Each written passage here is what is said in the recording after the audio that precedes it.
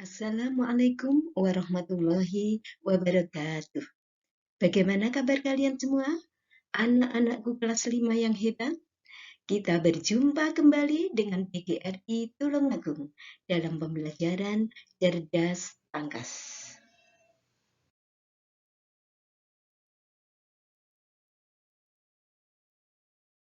Kali ini kita akan membahas tema 3, makanan sehat, subtema 3, pentingnya menjaga asupan makanan sehat, pembelajaran 3. Ayo semuanya disiapkan buku cerdas tangkasnya.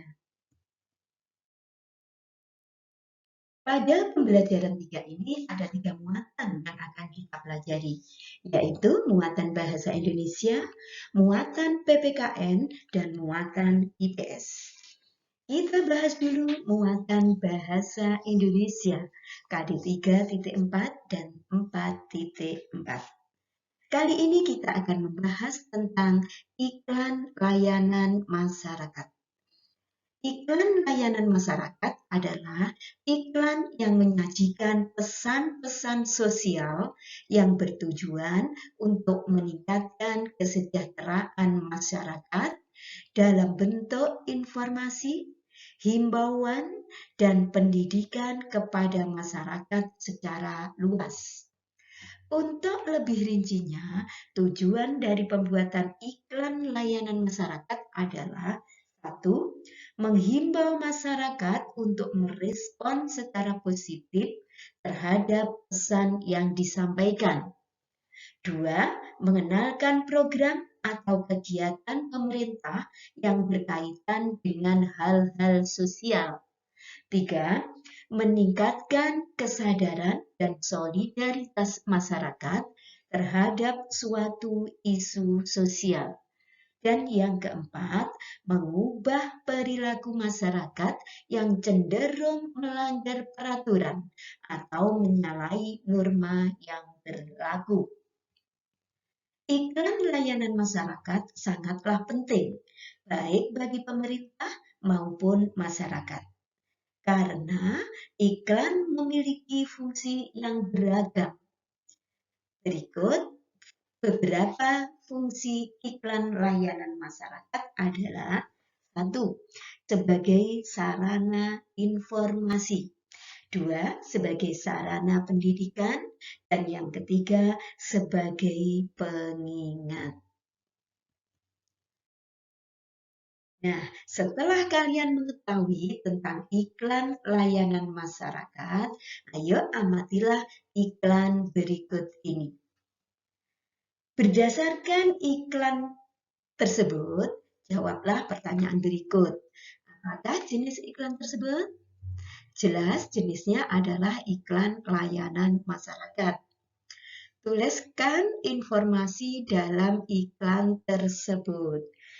Informasi dalam iklan tersebut adalah kita harus selalu menggunakan masker agar kita terhindar dari virus corona. Tuliskan di buku tugas kalian dan presentasikan di depan kelas. Selanjutnya kita akan membahas ayo berlatih.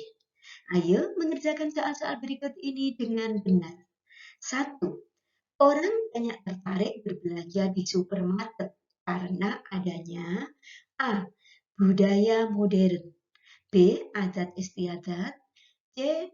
Perubahan pembangunan sosial, dan D. Pola berpikir yang maju. Jawaban yang betul adalah C. Perubahan pembangunan sosial. 2. Iklan layanan masyarakat tidak bersifat komersial. 3. Buanglah sampah pada tempatnya. Contoh iklan tersebut merupakan layanan masyarakat tentang lingkungan. 4. Iklan berlaku untuk siapa saja dan dari golongan masyarakat apa saja. Hal ini sesuai dengan salah satu kriteria iklan, yaitu memiliki sifat yang umum. 5. Jelaskan fungsi iklan layanan masyarakat sebagai sarana informasi. Iklan layanan masyarakat sebagai sarana informasi maksudnya iklan sebagai media untuk menyiarkan segala macam informasi yang berkaitan dengan program nasional atau kegiatan pemerintah. Selanjutnya, muatan PPKN KD 3.3 dan 4.3. Kali ini kita akan membahas tentang keberagaman masyarakat. Kita tahu setiap orang memiliki keunikan atau ciri khas masing-masing yang membedakan dengan orang lain. Ciri khas ini antara lain dapat dilihat dari penampilan fisiknya. Selain memiliki ciri fisik yang berbeda, kita juga memiliki kemampuan, potensi diri atau bakat yang khas yang membedakan dengan orang lain. Selain memiliki keunikan atau ciri khas masing-masing, setiap orang juga memiliki kemampuan-kemampuan yang berbeda antara satu dengan yang lainnya. Ada yang memiliki kemampuan berpikir di bidang matematika melebihi orang lain, ada yang pandai di bidang bahasa. Perbedaan karakteristik yang kita temukan dalam diri setiap orang yang terlihat dari sifat-sifat pribadi yang terlihat dari sikap, watak, kelakuan, dan keinginan, perbedaan ciri fisik, kemampuan, dan hobi merupakan keberagaman yang harus diterima.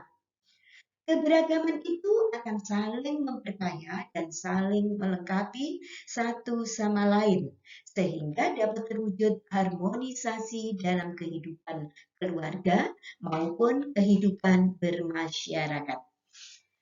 Dari keragaman secara individu menyebabkan adanya keragaman sosial budaya di Indonesia menjadi berkah bagi bangsa. Bangsa Indonesia adalah masyarakat yang terdiri dari beraneka ragam suku bangsa yang memiliki adat istiadat yang berbeda-beda yang harus kita syukuri dan lestarikan untuk mewujudkan persatuan dan kesatuan bangsa.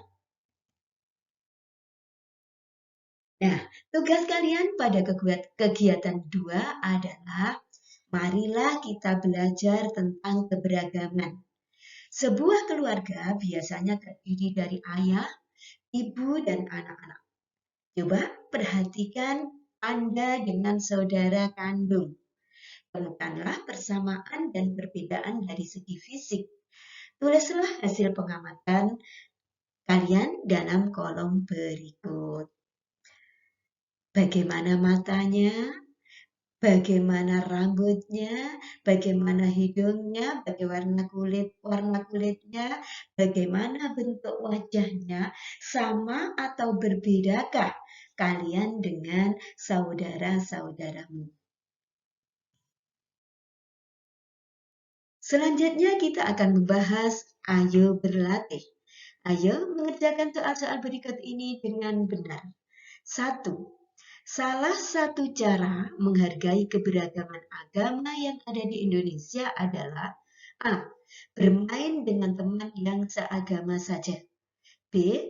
Bermain dengan teman yang berasal dari suku yang sama. C. Bermain dengan teman yang berbeda agama saja. D.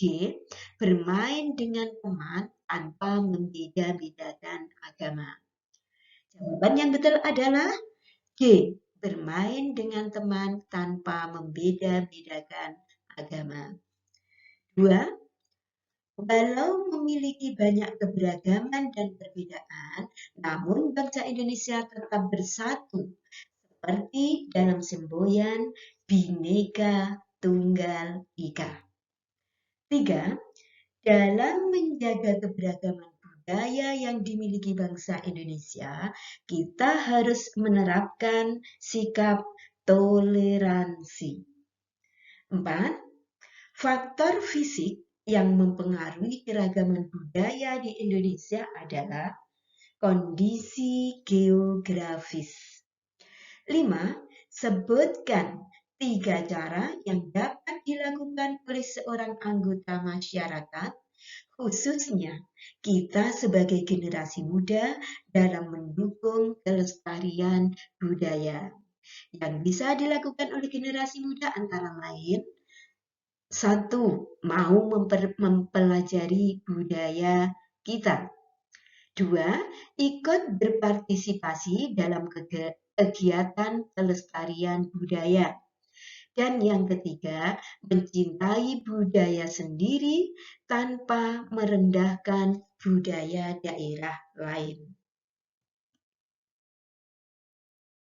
Selanjutnya muatan IPS KD 3.2 dan 4.2. Dalam pembangunan sosial budaya, manusia selalu berinteraksi dengan orang lain. Interaksi sosial merupakan hubungan antar perorangan, antar kelompok manusia, maupun antara orang perorangan dan kelompok manusia.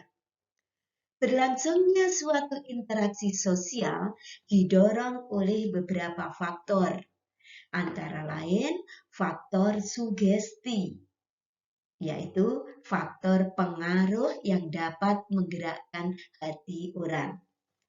2. Faktor simpati, yaitu proses ketika seseorang merasa tertarik kepada orang lain. 3. Faktor imitasi, yaitu peranan yang sangat penting dalam proses interaksi sosial.